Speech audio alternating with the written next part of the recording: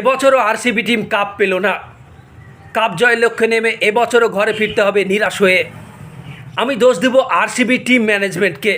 তারা সবসময় ভালো ব্যাটিংয়ের পেছে ছুটে, তাদের ঘরে কোনো সময় ভালো বোলার থাকে না। এক একটা বলার হাফ সেঞ্চুরি করছে। এর দায় আরসিবি টিম ম্যানেজমেন্টকে নিতে হবে। সেই শুরু থেকে দেখে আসছি আমরা, তাদের ঘরে তাবড় তাবড় ব্যাটিং থাকে, কিন্তু তাদের ঘরে ভালো বোলার খুঁজে পাওয়া যায় না। প্রথম থেকেই দেখে আসছি, রান করে ব্যাটিংরা, কিন্তু বোলাররা আবার হাফ সেঞ্চুরি করে ফেলে।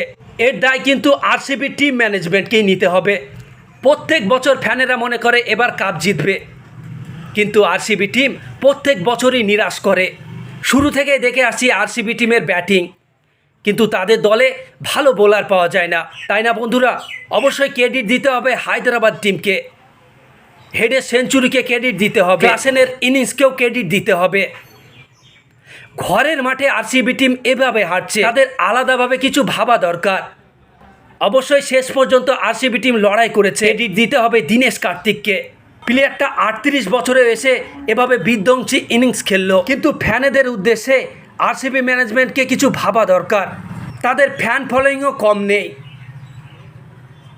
এবং প্রত্যেক বছরই তাদের ফ্যানদেরকে নিরাশ হতে হয়।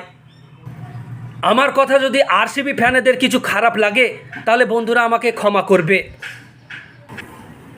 তবে ফ্যানেদের উদ্দেশ্যে আমি বলতে চাই, আরসিবি ম্যানেজমেন্টকে কিছু ভাবা দরকার। 2025 সালে বড় নিলাম আছে। এবার আমরা দেখতে চাই ভালো ব্যাটিংয়ের সাথে সাথে ভালো বোলারকেও টিমে।